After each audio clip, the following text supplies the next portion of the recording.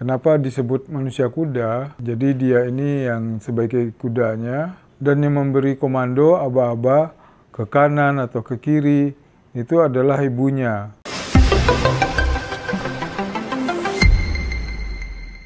Assalamualaikum warahmatullahi wabarakatuh. Apa kabar sobat? Mudah-mudahan selalu diberikan kesehatan dan juga kebahagiaan. Saya teringat saat saya masih jadi editor di Kick Andy Metro TV. Ada satu episode yang sangat menyayat hati buat saya. Episode itu berjudul Manusia Kuda. Gimana ceritanya tentang manusia kuda ini? Lokasi kejadiannya ada di Payakumbuh, Sumatera Barat. Jadi ada seorang anak dan seorang ibu. Anak ini namanya Buyung dan dia matanya buta. Matanya buta itu karena waktu kecil dia pernah hanyut dan diselamatkan oleh bapaknya hingga bapaknya meninggal. Nah, si Buyung selamat tapi matanya buta. Nah, sejak itu si Buyung jadi yatim. Nah, Buyung dengan ibunya ini hidup dengan cara membuat sapu lidi. Jadi keterampilan ini diwariskan oleh bapaknya dan dilanjutkan oleh ibunya Buyung. Sehari-hari ibunya Buyung ini ke kebun, ke parak kalau bahasa Minangnya. Selain itu ibunya dengan Buyung membuat sapu lidi. Sapu lidi ini dijual oleh Buyung dan ibunya ke tempat di sekitar di Payakumbuh. Jadi dia berjalan bersama ibunya. Kenapa disebut manusia kuda? Karena si Buyung ini menarik gerobak. Jadi dia ini yang sebagai kudanya dan yang memberi komando aba-aba ke kanan atau ke kiri itu adalah ibunya. Ibunya berada di dalam gerobak. Sapu lidi ditaruh di samping gerobak, diselipin, dan mereka berdua berjalan kadang sampai 5 kilo sehari untuk menjual sapu lidinya. Jadi begitulah keadaannya, si Buyung berjalan karena dia tidak bisa melihat, ibunya lah yang jadi kusirnya istilahnya, dalam tanda kutip, untuk memberikan aba-aba ke kanan atau ke kiri.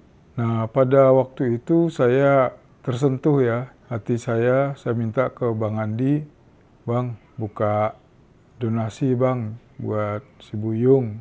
Oh iya, akhirnya dibuka gitu ya. Ya alhamdulillah, donasi itu sampailah kepada si Buyung. Nah, ada juga kejadian sedih yang diceritakan si Buyung. Waktu itu dia pernah mau lebaran gitu ya.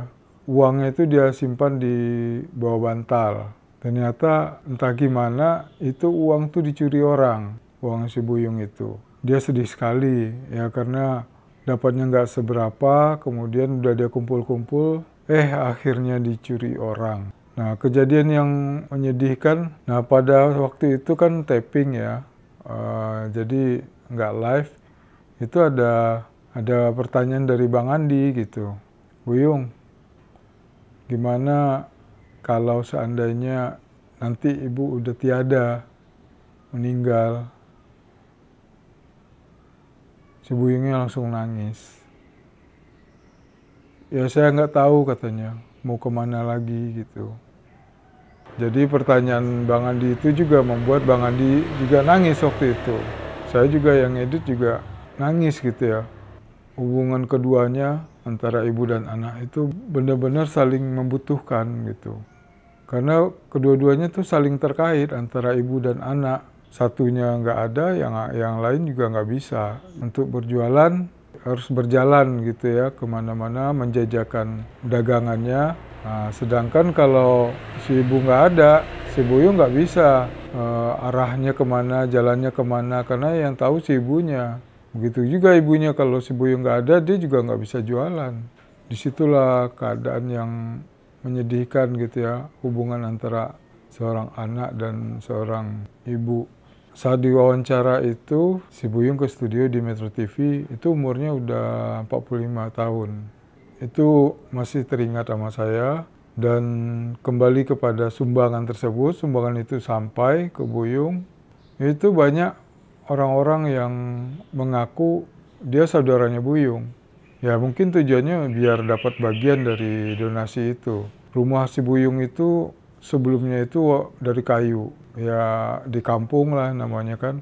Nah setelah dapat sumbangan itu rumahnya udah jadi rumah batu, rumah bata lah gitu ya, kuat. Nah, disitulah mulai banyak orang-orang yang ngaku-ngaku saya saudaranya Buyung gitu. Ya itu yang paling episode yang paling menyentuh hati saya gitu ya. Nah, mudah-mudahan kita bisa mendapatkan manfaat dari cerita ini. Demikian saja. Wassalamualaikum warahmatullahi wabarakatuh.